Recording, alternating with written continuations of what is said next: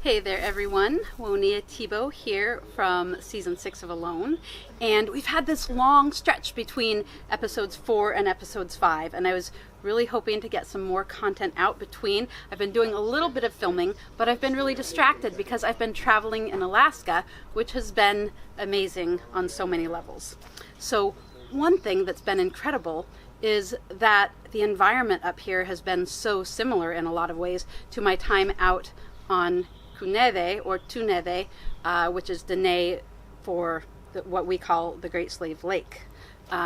So not as much right here. Right now I am across the water from Homer, Alaska, which is more coastal, so it's a little bit different. But I started out in Fairbanks, which is similar in latitude to where I was out on Kuneve for season 6 of Alone. And then as we came south, we passed through Denali Park and we went on a hike, and it was so amazing to be in a forest that felt so much like the forest up in the Northwest Territories. There were stunted spruce trees, there were sphagnum bogs, and a lot of the understory was cranberry or lingonberry. There's a lot of different things that are called cranberries, and crowberry. So two of the plants that I really depended on, particularly in those first couple weeks that we've seen up to so far, when I was pretty darn hungry and not bringing in animal food. So right after having watched myself starve for a couple weeks and then finally get game, I had the opportunity to walk again in forests made of all of the same species, and it happened to be while the cranberries were flowering, which was so beautiful to see. And it was so wonderful to get to give some love back to this plant that did so much for me and fed me so much while I was out there. So I've been trying to put out little videos between episodes to give you a little bit more of the backstory and things that you don't necessarily see on film. And one of those, of course, was about how dang hungry I was in those first couple weeks out there.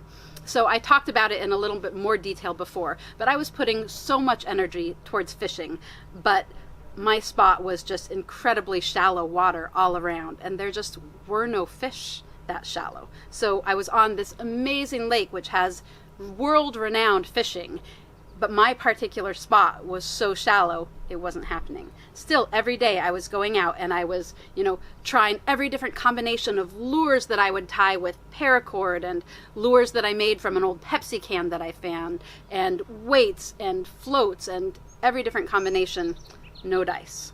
So what I was depending on a lot were berries. So you saw me eating some crowberries in episode 4, and those are a berry that doesn't have a lot of substance. They're very juicy, but they're not really giving you a lot of calories. The other berry that was really abundant were these cranberries that were incredibly sour. They felt more substantive, not a lot of calories, but a lot of vitamins. And so for those first couple weeks when I was so hungry, I was trying to eat my fill of berries, but I gave myself a real sour stomach about day 5 or so, trying to really feed myself with those cranberries, and they were so intensely acidic that they just really turned my stomach to where I just couldn't think about eating them for a long time. And it seemed really important to not make myself ill. Better in those situations to go without food than to eat something that's going to make you ill. Which brings me to a lot of what I was trying to eat during those hungry weeks, which were the things that we hear referred to as survival foods. Like, oh, people didn't really eat these things as a general rule, but in survival situations, you can eat this food. So one of those was called Reindeer Moss, which is actually a type of lichen that grows from the ground. So it looks kind of like moss, but it's kind of crunchy when it's dry and really spongy when it's wet, and it's a gray-green color, and it's one of the main staple foods for reindeer, or caribou in our case, on this continent, in the lean times in winter. So I've heard that it's a survival food, and it has a toxic element in it. So in order to eat it, you need to boil it in several changes of water. So I did that. I harvested a bunch of reindeer moss, and I cleaned it well, and I boiled it in a whole pot full of water, and the water turned color, and I poured that water off and went back to the lake shore for another pot of water, and then boiled it again. So I put a lot of time and energy and calories into preparing this food, and then finally, after about 3 boils, when the water was mostly clear, I tried eating it. And that stuff was just like plastic in my mouth, like one of those green scrubbies that you use for dishes. That's pretty much what it tasted and what it felt like. And I chewed and I chewed and I chewed without it really changing. And then I tried to swallow it and I had to force it down. And then my body was like, what is this? And I couldn't get another bite down. My body was just like, this is not food. Don't do this to us. And it was really important to me to listen to my body out there, because again, in survival situations, the last thing you want to do is push your body to make it take in something that it doesn't want and make yourself sick. If you end up throwing up or having diarrhea, that's taking more calories out of your body than you're putting in, and it's really not good for you. So given that, I didn't want to push it. So I tried, okay, boiling it doesn't work, so I had the boiled lichen, and then I tried toasting on the fire until it got golden brown and crispy. And then it was just like toasted plastic, dry, crispy plastic. Still, my body said no way, and so I let it go. So another survival food that you see referred to is inner bark of trees. So I had spruce and birch trees that are both survival foods. So that's not indicating the time of year. So the thing is in the spring, when the sap is flowing and there's sugars happening and the plants are actively photosynthesizing, also in the summer, then there's some nutritive value in the inner bark. In the fall, all of the sap is down in the roots and the tree isn't actively photosynthesizing. It's just kind of dormant to get through the winter. And the inner bark of those spruce trees was just like turpentine. I mean, it was not food. It was very clear that there was no nutritive value in it, and my body didn't want it. So I didn't force it. The same thing with birch bark. I did have that one birch tree that you saw me licking that had sweet sap, and that was the only one of any of the birch trees that I peeled. It was kind of an anomaly. It was an unusual thing. So bark as survival situation food was out. Another is bearberry, which the scientific name of it is Uva ursi. It's related to manzanita. But the manzanita berries are kind of sweet and sour, and Uva ursi is just pithy and bland and very astringent. So I tried eating that, and again, my body was like, no way, and my mouth all sucked up. It was very astringent. I tried boiling it. No. I tried roasting it. I tried peeling off all of the skin and just eating the inside and eating just the peeled skin. And every time my body was like, what are you doing? This isn't food. Finally, I just ended up saving my little pile. I think that our friends are coming in on the boat. We're on a little inlet across the water from Homer, Alaska. The only way you can reach it is by boat. So I think more members of our party are arriving at this beautiful little peninsula paradise out here.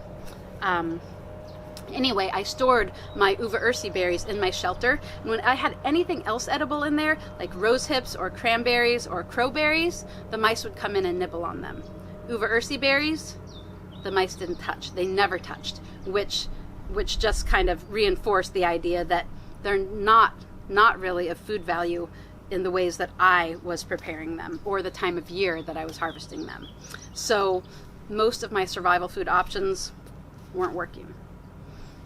When I was peeling one particular birch tree that was clearly a standing dead birch that I felled to peel so I didn't have to cut a live tree, inside the bark there were some grubs eating the tree, and that was very exciting. So I saved all of those grubs. Each one was maybe 2 millimeters thick and maybe like 5 to 15 millimeters long, so not very big, but I kept all of those, and I brought them into the shelter, and I heated up my lid to my cook pot, and I put them in there and toasted them, and they started popping like popcorn, which is great. It smelled amazing, but several of them popped right out of my lid, which was a bummer. But the ones that didn't, I think I ended up with like 5 that stayed and were good, and they were so delicious after so many days without any animal food. Several days passed, and I looked and looked for more grubs, and I didn't find any. It was pretty late in the season for most insect life like that. But several nights after that, a caddisfly, which looks kind of like a moth but is technically different, flew into my shelter, and I snatched it out of the air, and I heated up my pot lid, and I tossed the caddisfly in there and toasted it and ate it. But as I was grabbing that hot pot lid, I had my sweater sleeve wrapped around my hand to use like a hot pad, and that lid had gotten so hot that it burned right through my sweater and right into my thumb, and I got a pretty good burn on my thumb. And that is what you can see. I have a bandage on when I'm cooking the grouse in my shelter, as you can see in episode 4. That's from that burn. Also, I have a hole in the end of that sweater sleeve, also from that. So that was a big bummer. And then I had this burn that had to heal, plus a hole in my sweater for the rest of my time out. So anytime you see that hole in my sweater, that's what it was from. So a long, long, hungry time there before getting that grouse. And the day of that grouse was spectacular in so many ways. So one of the things that was so significant about it was that I had gone quite some time there, going on 2 weeks, a little more than 2 weeks, without bringing in any animal food, but trying really hard to do so. And I kept the faith. I didn't get down on myself or on the environment for not providing me with food. I was so happy to be there, and it was so spectacular. Every moment I just felt like I was being fed by beauty. The place was so beautiful and so wild and so rugged and so remote. Even though I was starving, there was no part of me that wanted to be anywhere other than where I was.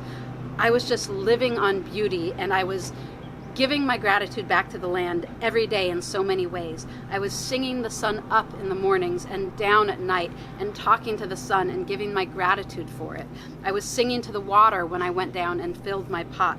I was just loving this place so much. And I felt like I was being tested. And I was still able to stay in that place of awe and wonder and beauty and gratitude. And when I woke up the morning of fall equinox, I thought to myself, this is a really special day. This is really important. And the thing about fall equinox is it's the day that the day and the night are equal in length. They're both exactly 12 hours. So it's the balancing point. It's the tipping point of the year, where after that we start going into longer and longer periods of darkness. So I woke up that day saying, this is the tipping point of the year. This is a big deal. And this is going to be the tipping point of my time out. Today is going to be the day that my luck changes. Today means something. And I went out that morning and I went to a new fishing spot and I tried my hardest to fish, and nothing. And on my way home from fishing, I saw the very first grouse that I had seen in all of my time out. And I shot that grouse and it flew away. And you see me, I found that arrow and it was just all smeared with blood the whole way. My fletching was white, but that arrow, it was pink with blood. So I knew it was a good shot. And then I lost the grouse. It had flown away. And I looked for it and I didn't find it. And then I, looked again with the camera in hand. And the chances were pretty good of my not finding it. It was so camouflaged. But I found it there in this beautiful patch of sunlight. And you can see in the footage in episode 4 how moved I am by the grouse. And obviously I was just moved by having food for the first time in a long time. But part of what was so special about it was that I felt like I had been tested by the land, going so hungry. I came out there from a place of gratitude and connection, and I felt like the land was like, oh yeah? Well, we'll see if you can stay grateful starving for 2 weeks. And I did, and I felt like that day was the day that the land found me worthy and accepted me and started feeding me. And it happened to be fall equinox, the day that I named as the day that my luck would shift. So having that prophecy I had spoken come true, and having food and feeling like I was deemed worthy was really emotional and really magical and beautiful. And so you can see that come through in that footage. Another thing that's kind of behind the scenes in episode 4 is you see me scanning the landscape a lot. So it's a really hard thing to choose when you're in a survival situation like that, how much it's worth putting a lot of energy and time and calories into glassing the land and getting a good feel for your land versus staying put and not burning the calories. So after I got the grouse, I felt like it gave me a little bit more oomph so I could get out and do some more exploring. And the thing that I really wanted was to find a smaller lake where I would be more likely to fish, because I had tried and tried and tried to get fish on the big lake, and it wasn't working, and it was pretty clear that it wasn't going to, given how shallow the water was. So I wanted to see if I could find another lake where it would be easier to have access to the fish. So I looked at the landscape, and I saw by the shape of the peaks and the slopes what seemed like the most likely place for there to be another lake. So I saw an area where there was clearly a hollow. So I went for a hike, bringing all of my gear, and or all of the gear that I needed for that venture, not all of my gear. But I hiked up, and it's hard traveling. Right? It's a lot of sphagnum moss, and you never know when that sphagnum moss is going to be an inch deep or ankle deep or knee deep. So it's a lot of energy when you sink deep into that moss and have to pull yourself back up. It's kind of a, it's very calorically intensive. Also, the spruce forest could be really thick, so you're fighting your way between spruce trees in addition to walking through the sphagnum moss. So it was definitely a big energy outlay, and I finally got to where clearly the little basin I was heading for was, and it was just a bog, not a lake. And still I wanted to get into the very center of it. So I hiked through that bog with the trees getting more and more sparse as the moss got thicker, and I finally got to the middle of it, and it was a little puddle about 5 by 5 that was mostly frozen through. So my big lake adventure, that thick of ice and that much water. So it was not a fishing lake. So that calorie plan was out. So from there, I hiked up to the highest peak that I could see in what seemed to be my zone to get a wider look at the landscape and see if there were any other possibilities. And that's where I'm standing on top of those big rocks with my bow in episode 4. And I didn't see anything else. The one spot I explored seemed like the most promising area. So at that point I was like, okay, I'm not going to spend the calories to go through this thick forest that's hard to negotiate. Most of my travel will be along the lakeshore. So that is what ended up being the case. And certainly I was traveling along the lakeshore to try to find moose or bear or beaver. And you see me find that shed antler showing that moose had been in the area before, but none of the sign was recent. You also see me pointing out a trail through the reeds into the lake and some freshly chewed alder branches. That wasn't actually moose sign, that was beaver sign. It was really recently chewed beaver branches. Beaver love to clip alder and willow and birch and then take those branches and store them for the winter. So I was able to see where there was a big raft of branches floating out in the lake and saw that the beaver lodge was probably on the island over there, not on the mainland, which is very smart for a beaver, right? Because until the lake freezes over, you're safe from predators on an island. So it was the best chance I had at beaver because they were clearly sleeping over on the island, but this was really recent beaver activity. And beaver are mostly active at dawn and dusk. It's called crepuscular. So I went back that night an hour or two before dusk, and I staked out that spot hoping that the beaver would come back and grab those fresh alder branches and bring them to their raft of winter food. But no dice. I staked it out for hours until it was well past dark and nothing doing. And whether they smelled me or whether they just weren't returning to that spot or whether the light on the camera, there was just a little red indicator light that I tried to cover up, but maybe it was visible. For whatever reason, they didn't come back. So alas, my chance at beaver was a no-go. So those are some of the things that were happening on that episode 4 and the time around it. Another thing is they didn't point out one of the important things about my eating that grouse that day, which was I was so grateful for the grouse, and I was so grateful to the ancestors for working with me and helping me get food. So I have a deep relationship to ancestors in my life in general, teaching ancestral skills like hide tanning and buckskin work and basketry and fiber work, all kinds of wild foods and wild edibles. These are some of the things that I have devoted my life to. So in that way, I already have a close relationship to my ancestors. But being on that land, living so closely to the land, and in a lot of homemade buckskin clothes, doing the things that so many generations of my ancestors have done, I felt so much more connected than ever before to the ancestors. And one of my regular ancestor practices is to leave a little offering of food. And ideally, it's going to be the most delectable portion of my food fed to the ancestors before I feed myself.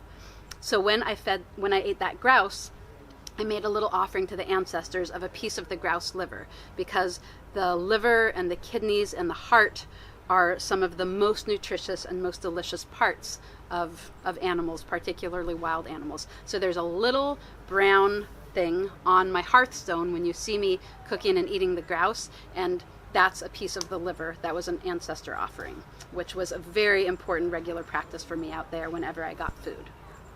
So thanks so much for tuning in and watching and rooting me on in season 6 and joining me in the spectacular wild place that is Peterson Bay near Homer, Alaska.